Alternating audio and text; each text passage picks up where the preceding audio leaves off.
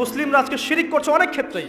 দেখবেন হাতে একটা এই যে বালা পরে আছে, খুলে না। কেন খোলেন না ভাই? বলে যে এটা খুললে যদি রোগ হয়। রোগ দেওয়ার মালিক কে? ওই বালা না আল্লাহ?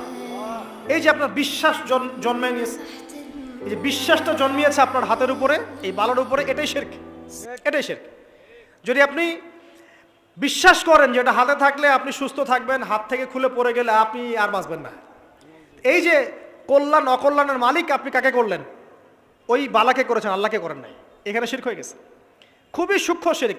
আপনি নামাজ পড়ছেন মনে করেন, এখন কিছু মানুষ আসলো, এখন দেখছেন যে হুজুর তো আমার নামাজ দেখছে, নামাজটা খুব সুন্দর করে পড়ার চেষ্টা করলেন, লম্বা নামাজ, সেজদা গিয়ে আর উঠছেন না, খুব সুন্দর নামাজ পড়ছেন। এই যে মানুষকে দেখানোর জন্য নামাজটা পড়ছেন, এটা শিরক। এটা কি? এটাও শিরক। এই যে গণক বসে আছে রাস্তার পাশে, দেখবেন টিয়া পাখি, টিয়া পাখি নিয়ে, তারপরে যে কাগজ নিয়ে আসেন, ভাই ভাগ্য পরীক্ষা করে দেই। আরে ভাই, তুমি যদি মানুষের ভাগ্যই পরীক্ষা করতে পারবা, তো তুমি রাস্তার পাশে কেন? তোমার ভাগ্য কেউ পরীক্ষা করেনি কখনো? এতটুকু কমন সেন্স আমাদের নাই। ও যদি আমার ভালো মন্দ করতে পারে বা ভবিষ্যৎ বলতে পারে, তাহলে ও রাস্তার পাশে বসে আছে কি জন্য? ওর তো প্রাইম মিনিস্টার হওয়ার কথা, এখন ওর তো ইলেকশন করার কথা। তো দেখেন, এই যে ওখানে গিয়ে আমরা কি করি, ভাই আমার হাতটা দেখে দেন, ভাই আমার অতীত বলে দেন, ভবিষ্যৎ বলে দেন, এবং এগুলো দিন দিন বাড়ছে। কিন্তু এই রাশিফল, কবিরাজি, গণকি, এগুলো দিন দিন বাড়ছে। এবং আমি লক্ষ্য করছি দিন দিন আরেকটা জিনিসও বাড়ছে, সেটা হলো জাদুবিদ্যার চর্চা করা। এবং গ্রামে গঞ্জে কুফুরি বাড়ছে না? কুফুরি করা, তাবিজ করা, বিচ্ছেদ করা, স্বামী স্ত্রীর বিচ্ছেদ করা, মেয়েকে বশ করা, সন্তানকে বশ করা বাড়ছে না?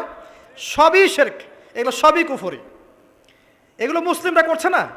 মুসলিমরা এসব শিরকে লিপ্ত আছে বলেই তো অন্তর কঠিন হয়ে গেছে।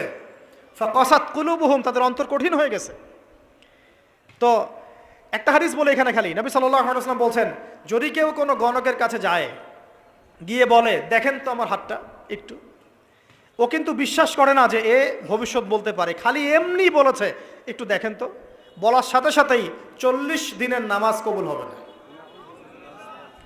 আর যদি তার বলা কথায় বিশ্বাস করে যে হ্যাঁ তোমার ভবিষ্যৎ খুব ভালো, তুমি চাকরি পাবা, এইটা করবা সেটা করবা, এবং সে বিশ্বাস করলো হ্যাঁ এটাই হবে, তখন নবী সাল্লাল্লাহু আলাইহি ওয়াসাল্লাম বলছেন সে যেন আল্লাহর পক্ষ থেকে যা নাজিল হয়েছে, মানে এই যে কোরআনুল কারীম, এই কোরআনকে যেন সে অস্বীকার করলো, মানে কুফরি করলো।